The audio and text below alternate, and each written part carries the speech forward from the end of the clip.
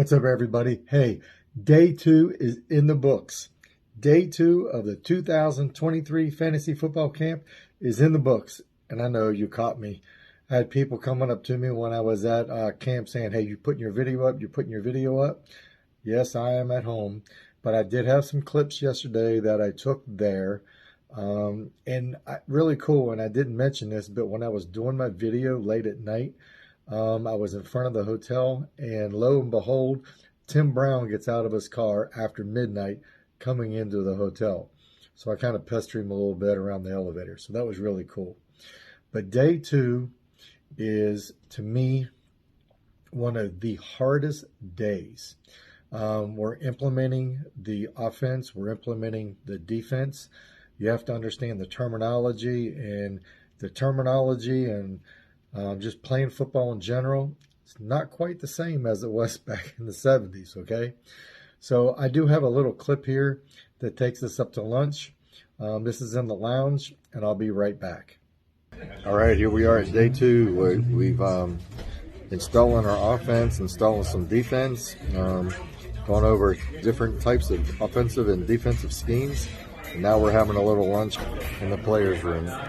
We're in the players' lounge. And I was trying to see, we had Tim Brown was in here along with Chris Fink. So I don't see where Tim Brown went. But anyway, he was here, and we have to get back together in about 15 minutes, and we'll learn who is on the blue team and who is on the gold team. So see you in a bit. Okay. For some reason, because it is such a difficult and it is an extremely long day, a really long day, I could not do the little clips and stuff like I did yesterday. So I do apologize for that, but let's just talk about what happened. So obviously in the morning, you get up for breakfast, get bussed over, and you start having meetings, and we have two practices on day two. So they start implementing the offense and so forth, and you've got to understand the terminology to be able to create the play, make the play, right, to execute it. So that's what we did up until about the time of the prior video I just showed you, where we went to lunch. So now when we come back from lunch, we go back to the media room. We have a second practice, which is actually over at the outdoor center. All of our practices have been in the stadium, but this one is going to be at the outdoor center where the football team typically practices.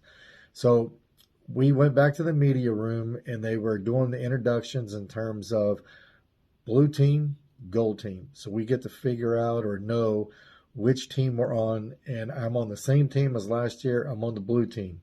A lot of new people, actually. We were kind of split a little differently. Again, this is just my second year. So I'm thinking that, like I said, to me, this is a really, really difficult day because you're given so much information. And I think we need more classroom time. That's just me.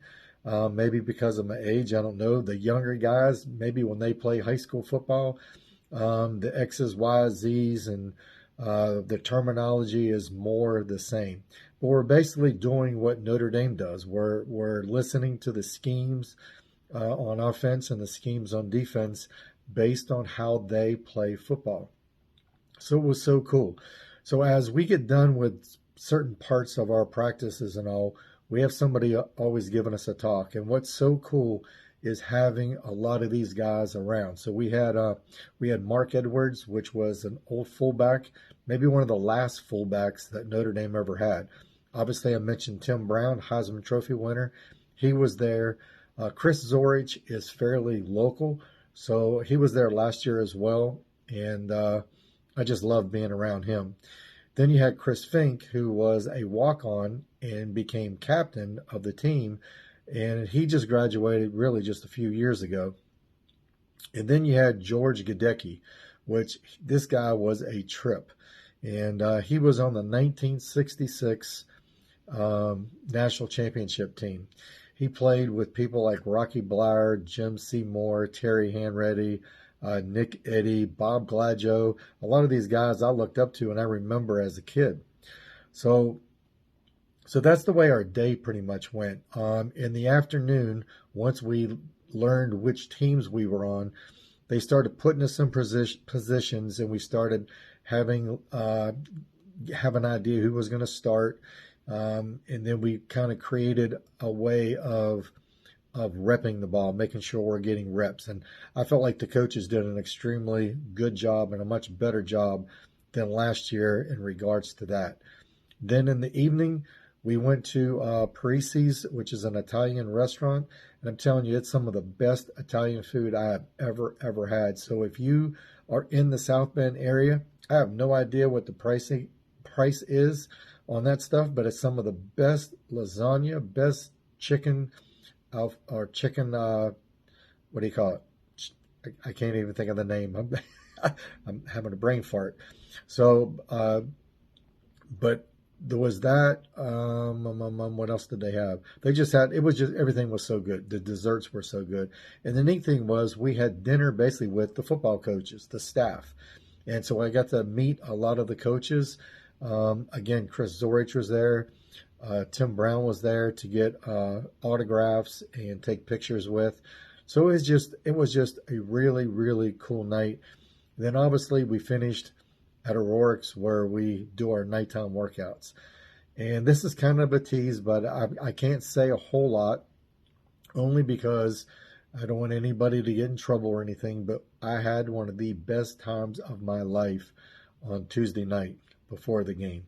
And I'll just tell you that if you want to know more about it, you can DM me personally, but it was a moment that I will never, ever forget. It's not that we did anything bad, but it's just a special, I mean, truly a special moment.